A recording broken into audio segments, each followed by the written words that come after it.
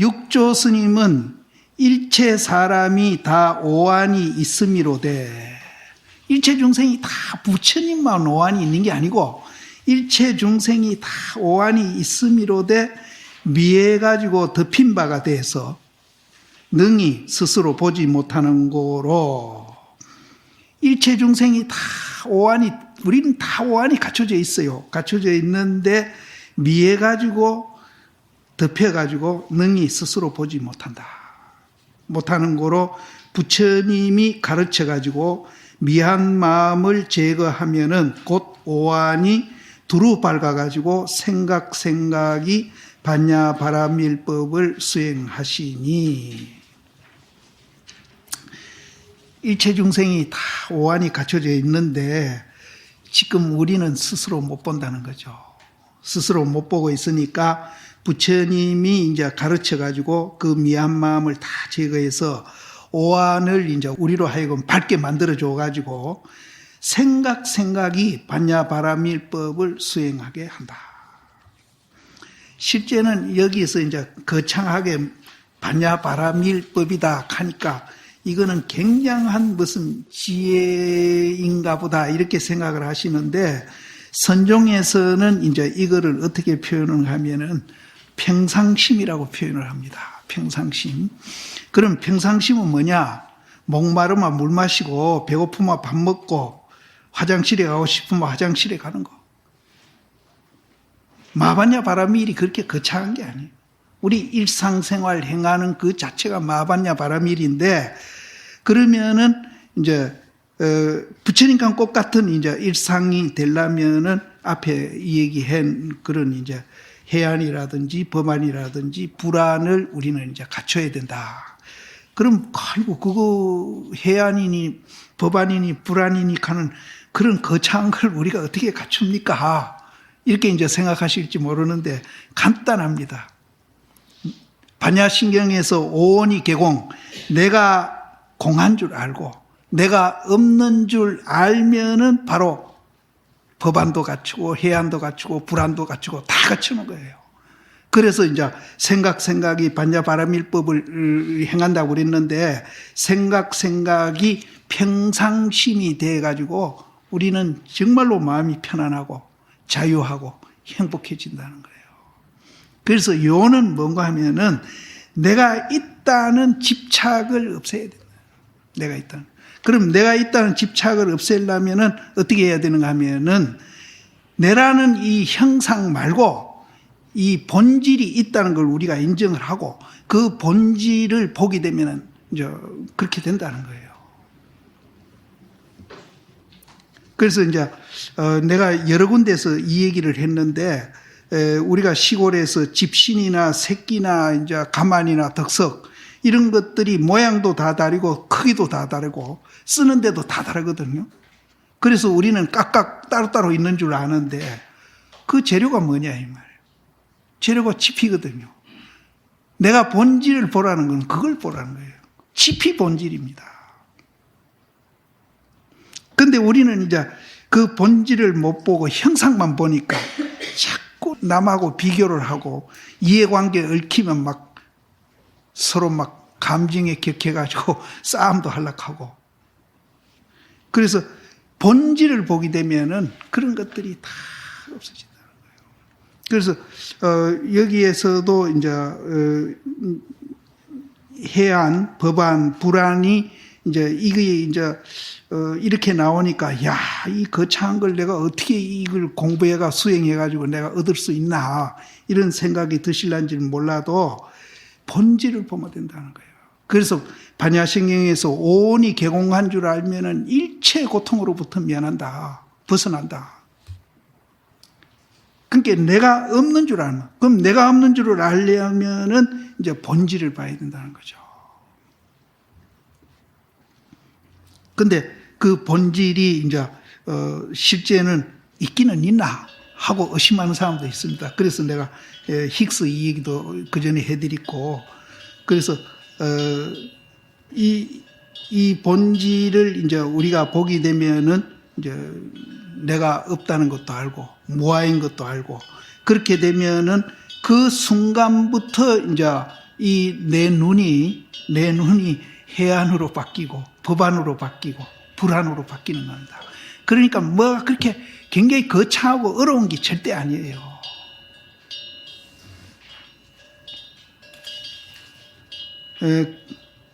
생각이 반야바라밀법을 수행하시니 처음 미한 마음을 제하는 것이 유관이라고 이름한다. 미한 마음이 뭔고 하면은 방금 얘기한 이제 내가 있다고 생각한 그 마음을 제거하면은 그것이 이제 이름에서 유관이다. 근데 아까는 우리가 보는 게 유관이라 그랬죠. 그러니까 이제 육조 스님이 우리하고 보는 게 이제 많이 다릅니다. 육조 스님은 이제 깨달은 사람도 유관으로 이제 이렇게 설명을 하시고요. 육조 스님은 아예 깨달은 사람은 이 세상에 없다. 본래 다 깨달아져 있다. 본래 깨달아 있는데 못 깨달았다 하는 거는 그거는 착각이지. 본래 다 깨달아져 있다. 이렇게 보면은 이 이제 유관 부처님도 유관이 있는 겁니다. 또 일체 중생이 다 불성이 있는 것을 보아가지고 연민심을 일으키는 것을 천안이라고 이름한다. 일체 중생이 다 불성이 있는 걸 보고 그 불성이 있는데 왜 그 불성을 이제 알아가지고 그거를 잘 일상생활에 쓰면은 그렇게 편안하고 행복하고 자유로울 텐데 왜 그걸 못 보고 중생들이 그렇게 고통을 겪고 또 서로 싸움하고 전쟁하고 있는 거, 여기에 대해서 굉장히 이제 안타까운 생각을 일으키는 거, 이것이 이제 천안이다. 이렇게 이제, 근데 아까 이제 오가에는 보면은 어떤 스님은 이제 천안을 신통으로 설명하는 분도 있습니다. 그러니까 이제 선사들이 보는 거하고 이제 교학자들이 보는 거하고는 많은 차이가 이제 있는 겁니다. 그러니까 육조 스님은 절대 신통으로 본 게 아닙니다. 우리가 다 불성이 있는데 그 불성대로 못 살고 서로 싸우고 고뇌롭게 사는 걸 보고 굉장히 안타깝게 생각하는 마음, 그것이 천안이다. 또 어리석은 마음이 나지 않는 것을 해안이라 한다. 앞에는 이제 어리석은 마음을 제하는 것이 유관이라고 그랬는데 여기에서는 이제 어리석은 마음이 나지 않는 것을 해안이라 한다. 또 법에 집착하는 마음을 없애는 것, 요거는 또 내가 깨달았다는 이제 거기에 또 집착을 합니다. 이제 깨달았다는 데 집착한 사람들이 있거든요. 이것을 이제 없애는 것을 법안이라 한다. 그래도 이거는 좀 낫습니다. 이거는 좀 나은 사람이고 깨닫지도 못하고 이제 수행하는 그거를 또 폼 잡고 내가 남보다 낫다 생각해가지고 또 이제 교만심 부리는 이가 있거든요. 그러니까 손가락에 집착해가지고 달에도 집착하면 안 되지만 손가락에 집착해가지고 이제 자기가 뭐 굉장히 위대한 사람이나 된 것 같이 목에 어깨에 힘주는 사람들 많거든요. 이거는 절대 안 된다. 깨달음의 세계도 집착하면 안 되는데 손가락 집착해가지고 뭐 그런 사람 많아요. 굉장히 많습니다. 근데 이제 한국 불교가 이제 다른 동남아 불교나 티베트 불교보다 우세한 점이 거기 있습니다. 예를 들어서 티베트 같은 데 예를 들면은 정말로 그 사람들 못 살거든요. 우리 지금 그쪽 비하면 참 잘 살고 있거든요. 그렇게 못 살면서도 안 먹고 안 쓰고 평생 돈 벌이 가지고 그 돈 갖고 저 텔레비에 보셨죠? 오체투지 하면서 포탈라궁에 가가지고 시주하고 오는 거, 이게 평생 소원이에요. 그럼 그거 가서 시주한다고 해서 깨닫는 것 같으면은 그건 또 괜찮은데 시주가 와도 깨닫는 건 아니거든. 그럼 자식 고생시키고 아내 고생시키고 자기 고생해가면서 그렇게 돈벌이가. 근데 어찌 보면 마음은 참 그 신심은 대단하고 가륙한데 대승 불교에서 보면은 그것도 잘못된 거예요. 손가락에 너무 집착하고 있는 거예요. 왜 고생시키냔 말이요. 아들, 딸 자기 부인, 자기 형편에 맞게끔 잘 살게 해주고, 포탈라군 그 엎드려 가지고 몇십 리 그렇게 갈 게 뭐 있어. 자기 집이 포탈라군이지. 여기 다 우리가 불성이 있다고 그랬잖아요. 포탈라군 뭐 때문에 가느냐 이 말이에요. 근데 그 사람들은 그것이 이제 평생 이제 그 소원이고, 그 사람들은 평생 그게 이제 굉장히 높이 평가받고 이제 신심이 있다 이렇게 하는데, 대승불교에서 보면은 그것도 집착이 돼요. 그럼 돈벌이 가지고 아내, 아들 옷도 해주고 집안 살림도 편리하게 하고 잘 살면서 그 자리에서 공부해가지고 부처되고 그렇게 되면은 그 자리가 사실은 포탈라궁이지, 포탈라궁 어체투지 하면서 그렇게 가면서 평생 주변 사람 고생시켜가면서 그럴 거 뭐 있느냐 이 말이에요. 대승불교 입장에서 보면 그렇습니다. 특히 선종에서 보면 그렇습니다. 그래서 동남아 쪽 불교보다는 이쪽 이제 한국 대승불교 이 선종이 이제 보는 견해가 다릅니다. 그런데 이제 저쪽에서 우리가 볼 때는 그 포탈라궁 간다고 오체투지 하면서 뭐 몇백 리 이렇게 가는 거 보면은, 이야, 장하다, 굉장하다. 우리는 도저히 그거 못 따라간다. 이런 생각을 내거든요. 또 그게 불교냐 이렇게 생각한다. 불교는 그렇게 고행해가면서 그렇게 하는 게 불교가 아니에요. 불교는 그거는 이제 깨달음으로 가기 위한 수단이죠. 수단. 그럼 불교는 뭐냐? 깨달음이거든요. 깨달음의 세계에는 그렇게 사람을 막 고생시키고 막 고행시키고 그런 자리가 아니에요. 그래서 흔히들 이제 절에 가면은 그 부처님 6년 고행상 그 뺐다고만 있는 사진들 많이 걸어 놓는데 나는 그거 참 보기 싫더라고. 왜냐하면은 6년 동안 부처님이 고행해가지고, 아, 이거는 이제 내가 수행을 잘못했다 하고 고행을 버렸거든요. 버린 사진을 왜 걸어 놓냐 말이에요. 그게 불교가 아니거든요. 그리고 부처님 6년 고행해가 삐딱만 남아가지고 이제 그 니련선화 그 부다가야 옆에 그 강인데, 나는 니련선화 강이 조만한 줄 알았더니 가보니 굉장히 크더라고요. 우리 한강보다 더 크지. 거기서 이제 수잔탄강 그 처녀한테 우유죽 얻어먹었다고 오비고가 부처님 타락했다고 부처님 버리고 가잖아요. 그래서 부처님 그 우유죽 먹고 힘 차리고 이제 정신 차려가지고 이분이 이제 공부해가지고 이제 깨닫거든요. 근데 그 잘못된 수행 과정, 부처님 내버린 수행 과정 사진을 불견량 더 걸어 놓는 거, 그건 잘못된 거예요. 그렇다고 해서 막 잘 먹고 잘 살고 막 이렇게 막 낭비하고 이러자 소리는 절대 아니에요. 그건 아닙니다. 그래서 동남아 불교하고 티베트 불교하고 한국 불교가 다른 점은 그거 있습니다. 그래서 특히 이 선종은 이제 달의 입장에서 수행도 하고 달의 입장에서 이제 모든 것을 보려고 하는 그런 입장에서 하는 불교이기 때문에 이제 손가락에서 하는 불교하고는 조금 다릅니다. 그래서 내가 그 티베트 그 오체투지 하면서 고행하는 분들 비교를 하는 겁니다.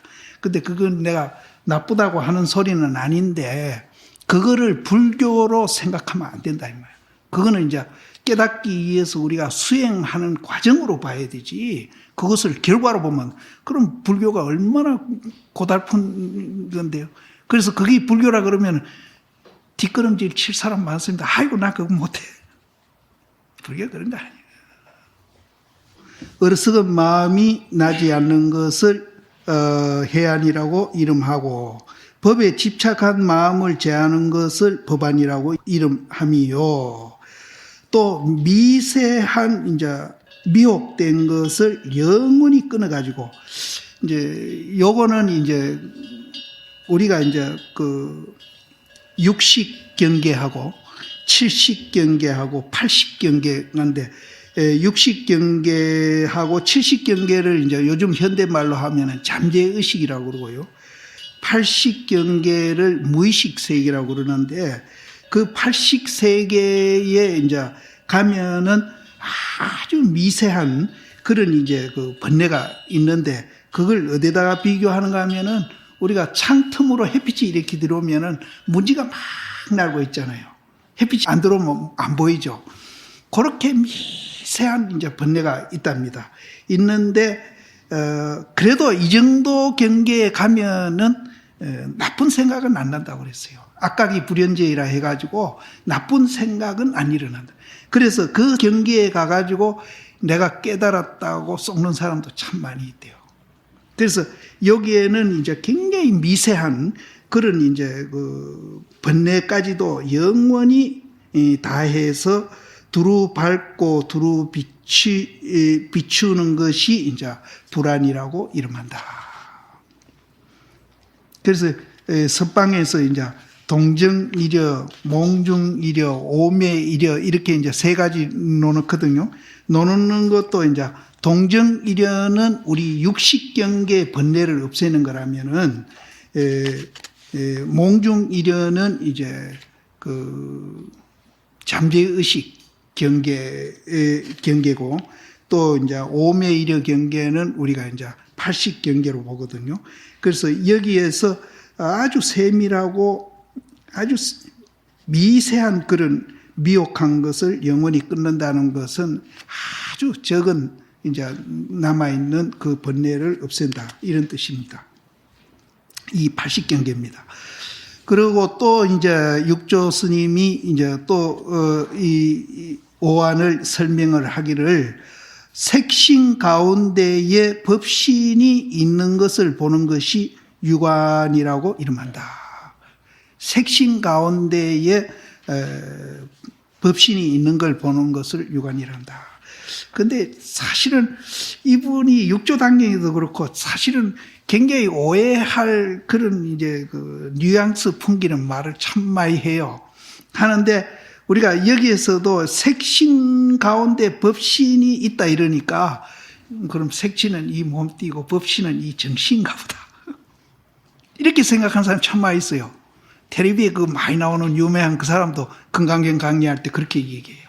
이 몸띠는 색신이고 이 정신은 법신이다. 이렇게 이제 생각할 수 있는데 여기에도 그런 이제 요거 보고 오해할 수 있는데 절대 그 말은 아닙니다. 그럼 반야신경에서 색수상행식이 공했다 이랬거든요.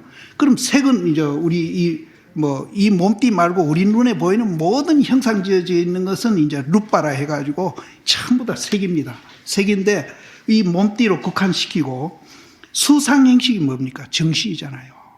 정신과 육체가 같이 공한 것이지 육체가 공해가지고 법신이 정신이다. 이런 소리 아니에요. 그러니까 이런 오해를 한 사람 참 많아요. 그런데 여기에서도 이제 색만 갖고 수상행식 같이 넣었으면 좋겠는데 색신 중에 법신이 있는 것을 보는 것을 유관이라고 이름한다. 이러니까 또 정신이다. 이렇게 이제 생각하실까 싶어서 내가 그런 얘기예요. 반야신경에 분명히 정신하고 이 몸띠가 같이 공했다고 그랬지 이 몸띠는 이제 색신이고 정신이 법신이다. 이런 소리는 안 했습니다. 근데 이제 누구라고 이름은 안 했는데 텔레비에 자주 나오는 그 처사님 한 분이 있어요. 유명한 분. 그분은 이 정신이 법시다 이렇게 해석했어요. 육조단경에도 이런 오해 소지가 있는 대목이 가끔 나와요. 근데 이 육조 스님이 또 여기도 이제 그렇게 얘기하시는데 그런 오해는 안 하셔야 됩니다. 이 정신도 이제 법신이 있습니다. 그래서 색, 수, 상, 행식, 그럼 이제 몸띠와 정신이 공한 걸 알아야 된다. 그 반야신경에 분명히 나옵니다. 그래서 이제 법신이 있는 것을 유관이라고 이름하며 일체 중생의 각각 반야 성품이 갖추어져 있는 것을 보는 것이 천안이라고 이름하며 반야 바라밀이 능히 삼세 일체 법을 이제 출생하는 것을 보는 것이 해안이고, 근데 이제 반야 바라밀에서 모든 법이 다 나온다. 반야바람에 대해서 모든 일체법이 다 나온다. 이렇게 보는 것이 해안이고, 일체 불법이 본래 스스로 갖춰져 있는 것을 보는 것이 법안이다. 다 갖춰져 있어요. 갖춰져 있는데, 일체법이라 하니까 굉장히 또 굉장히 숫자가 많고 복잡한 걸로 아시면 안 됩니다. 아까도 앞에서 얘기했지만은 일체를 한 가지로 본다 그랬거든요. 그랬듯이 여기에서 일체 불법이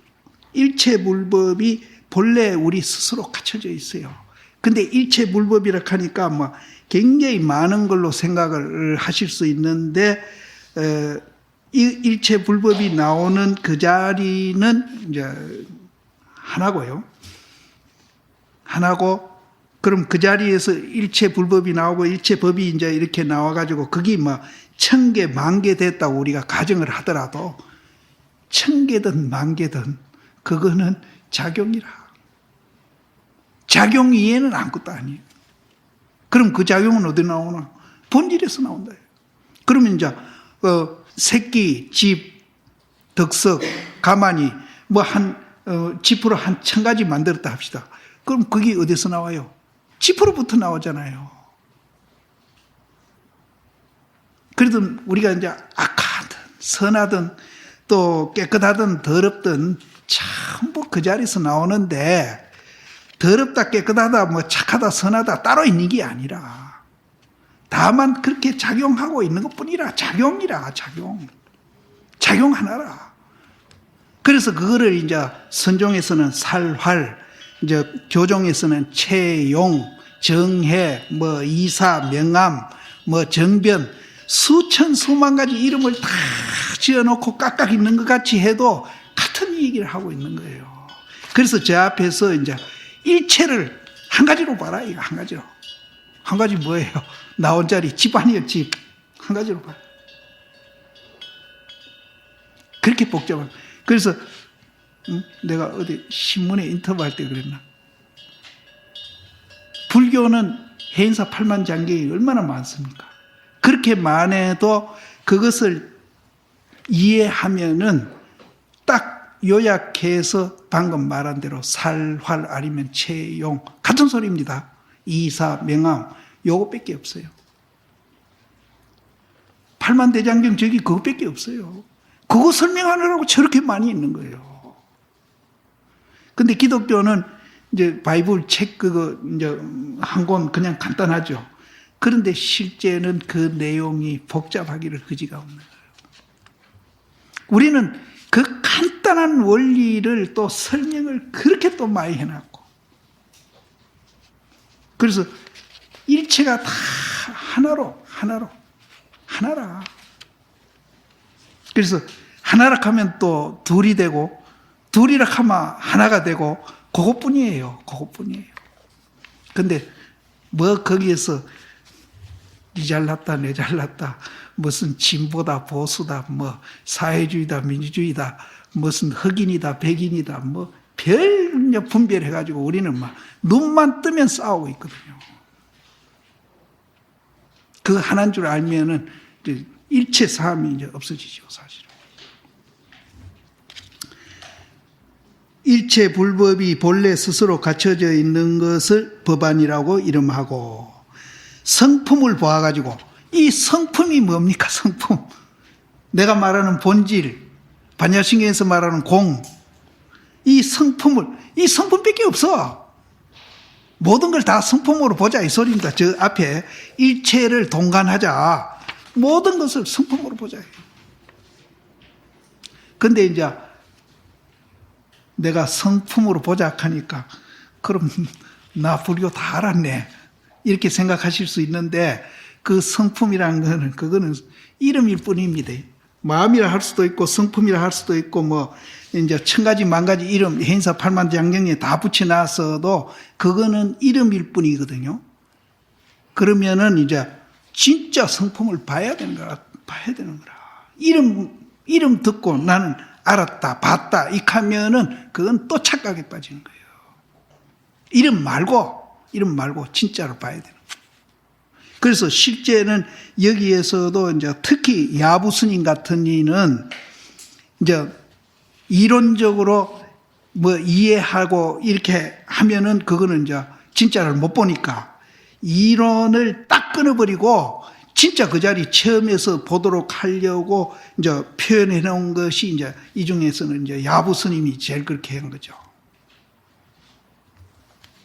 그래서 이제 여기서 성품을 보고 불안입니다. 성품을 보고 밝게 사무쳐 가지고 그 어루마에 보면 안 되고 이 뭐 다리 저 밖에 있는데 저 문창호지를 통해 문 닫긴 그걸 통해서 빛만 보고 내가 봤다 이렇게도 안 되고 또 발이 가려 있는데 그 발 가린 사이에서 또 달 봤다 해도 안 되고 그냥 진짜로 이제 문쪽에도 안 갈리고 발도 안 갈리고 이제 진짜 이제 자기 두 눈으로 딱 보듯이 그렇게 돼야 된단 말이에요.